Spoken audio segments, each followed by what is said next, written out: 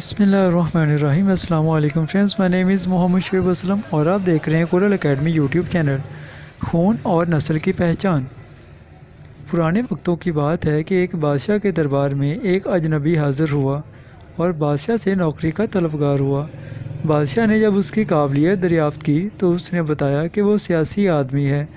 سیاسی کا مطلب ہے عربی میں کہ افہام و تفہیم سے مسئلے کا حل نکالنے والا اور معاملہ فہم۔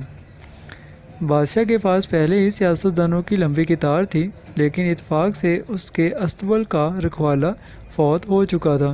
چنانچہ بادشاہ نے اسے اپنے خاص استبل کا رکھوالا بنا لیا۔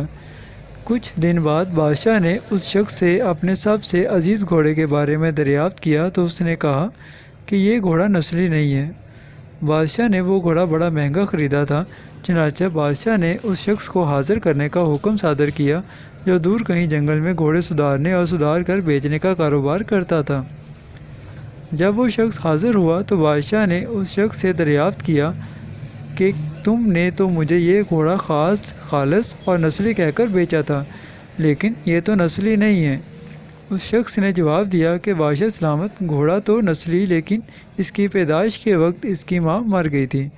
چنانچہ یہ گھوڑا ایک گائے کا دودھ پی کر اور اسی گائے کے زیر سایہ پلا بڑھا ہے اور بچپن اس نے گائے کے ساتھ ہی گزارا ہے۔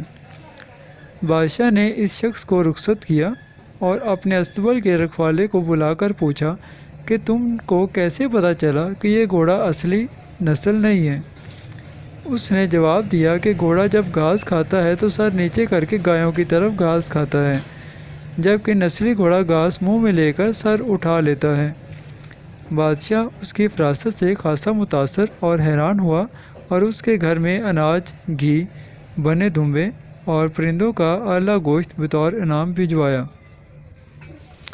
اس کے ساتھ اس کو اپنی بیگم کے محل میں تعینات کر دیا۔ کچھ عرصہ گزرنے کے بعد اس نے اپنے مصاحب سے اپنی بیگم کے بارے میں رائے مانگی تو اس نے جواب دیا کہ اس کے طور اطوار تو ملکہ جیسے ہیں، لیکن شہزادی کسی بادشاہ کی بیٹی نہیں ہے۔ یہ سن کر بادشاہ کے پیروں تلے سے زمین نکل گئی، کیونکہ اس کی بیوی ایک بادشاہ کی بیٹی تھی۔ بادشاہ نے اپنے حواس درست کیے اور اپنی ساس کو بلایا اور معاملہ اس کے گوش گزار کیا۔ بادشاہ کی ساس نے اسے جواب دیا کہ حقیقت یہ ہے کہ تمہارے باپ نے میرے میاں سے ہماری بیٹی کی پیدائش پر ہی اس کا رشتہ مانگ لیا تھا، لیکن ہماری بیٹی 6 ماہ کی عمر میں فوت ہو گئی۔ چنانچہ ہم نے تمہاری بادشاہ سے قریبی تعلقات قائم رکھنے کے لیے اس بچی کو اپنی بیٹی بنا لیا اور اس کی پرورش کر کے تمہارے ساتھ اس کی شادی کر دی۔ بادشاہ نے مصاحب سے دریافت کیا کہ تم کو کیسے پتہ چلا کہ ہماری بیوی شہزادی نہیں ہے؟ اس نے کہا کہ اس کا سلوک خادموں کے ساتھ ٹھیک نہیں اور بادشاہ اس طرح نہیں کرتے۔ بادشاہ اپنے مصاحب کی فراست سے مزید متاثر ہوا اور بہت سا اناج اور بھیڑ بکریاں بطور انعام اس مصاحب کو دیں اور اس کے ساتھ اسے اپنے دربار میں تعینات کر دیا۔ کچھ عرصہ گزرنے کے بعد اس نے اپنے اسی مصاحب سے اپنے بارے میں دریافت کیا۔ مصاحب نے کہا کہ اگر جان کی امان پاؤں تو عرض کروں۔ بادشاہ نے اس کی جان کی امان کا وعدہ کیا تو اس نے کہا کہ تم ہو تو بادشاہ، لیکن نہ تم بادشاہ کے بچے ہو، نہ تمہارا چال چلن بادشاہوں جیسا ہے۔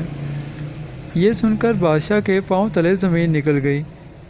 ایمان کا وعدہ وہ پہلے ہی دے چکا تھا، چنانچہ وہ اس گتھلی کو بھی سلجھانے اپنی والدہ کے محل جا پہنچا تاکہ پتہ چلے کہ ماجرا کیا ہے۔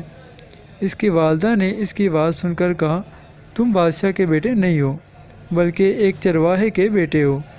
بادشاہ نے مصاحب کو بلوایا اور اس سے پوچھا کہ تمہیں کیسے پتہ چلا کہ میں بادشاہ کا بیٹا نہیں ہوں؟ مصاحب نے بادشاہ کو جواب دیا کہ بادشاہ جب کسی کو انعام و اکرام دیا کرتے ہیں تو ہیرے موتی اور جواہرات کی شکل میں دیتے ہیں، لیکن تم جب بھی کسی کو انعام و اکرام سے نوازتے ہو تو اناج اور بھیڑ بکریاں اور کھانے پینے کی چیزیں عنایت کرتے ہو۔ یہ اسلوب کسی بادشاہ کے بیٹے کا نہیں، بلکہ کسی چرواہے کے بیٹے کا ہی ہو سکتا ہے۔ کہتے ہیں عادات، اخلاق اور طرز عمل خون اور نسل دونوں کی پہچان کرا دیتے ہیں۔ اگر آپ اسی طرح کی مزید انفارمیٹیو ویڈیوز کو دیکھنا چاہتے ہیں تو ویڈیو کو لائک، کمنٹ، شیئر اور چینل کو سبسکرائب ضرور کریں تاکہ ہماری نیو آنے والی ویڈیوز آپ کو بر وقت مل سکیں اور آپ ان سے فائدہ اٹھا سکیں۔